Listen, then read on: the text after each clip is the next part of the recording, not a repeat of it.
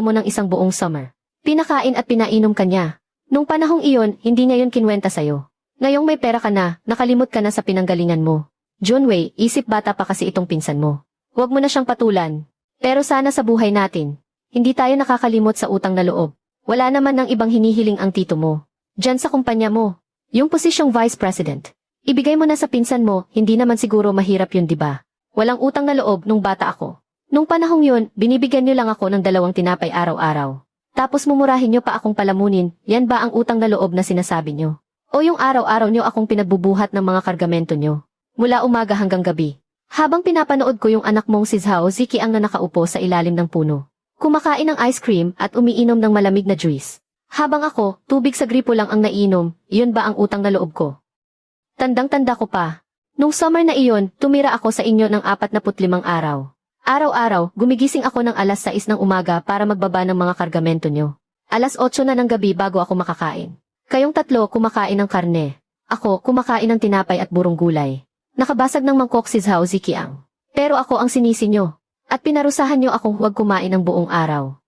Ilang taon na ang nakakalipas simula niyan Kaya ang ibig nyo bang sabihin, tito? Ang utang na loob ko noon ay ang 40 hanggang 50 araw ng pagpapakain nyo sa akin ng tinapay at burong gulay. Na ngayon ay gusto mong bayaran ko gamit ang kumpanya ko. Gamit ang pera ko. Para bigyan ang pinsan ko ng posisyong vice president at isang motor. Ang ganda naman masyado ng pangarap nyo. Ikaw. Tito. Ginagalang ko po kayo bilang nakatatanda. Kumain na lang po tayo ng maayos. Quits na tayo sa lahat ng nangyari noon. Junwei tama ka. Alam kong may pagkakamali ang tito mo noon. At naging unfair ako sa iyo. Kaya nandito ako para humingi ng tawad. Na tama na at huwag na nating pag-usapan ang nakaraan. Pamilya tayo kaya dapat sa hinaharap na tayo tumingin. Junwei, hindi na maglilihim ang tito sa iyo. Pumunta kami rito dahil wala na talaga kaming ibang matakbuhan. Totoo yan, Junwei. Ang tito mo kasi ay nagsasaka lang sa probinsya. Buong taon siyang nagtatrabaho pero hindi man lang umaabot ng 2,000 ang kita. Tapos itong si Ziki ang wala namang maayos na trabaho. Tambay lang sa bahay. Ang pamilya natin ngayon ay isang kahig isang tuka na lang talaga. Hindi pumunta ang tito rito para abusuhin ka.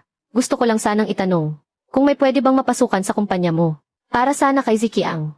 Kahit magwalis o magbuhat ng kargamento ay ayos lang. Basta may pangkain lang ayos na.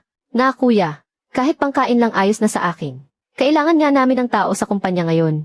Pero ang hinahanap namin ay mga tripulanteng pwedeng pumalaot. Ang pagbubuhat ng kargamento at pag-aayos ng lambat ay puro mabibigat na trabaho. Kung papayag si Ziqiang, bukas na bukas pwede na siyang sumampa sa barko. Ang sweldo ay 300 kada buwan. Libre na ang pagkain at tirahan. 300. Tingin mo ba sa akin pulubi? Junwei, mahina ang pangangatawan nitong si Ziqiang. Hindi niya kakayanin ang ganyan.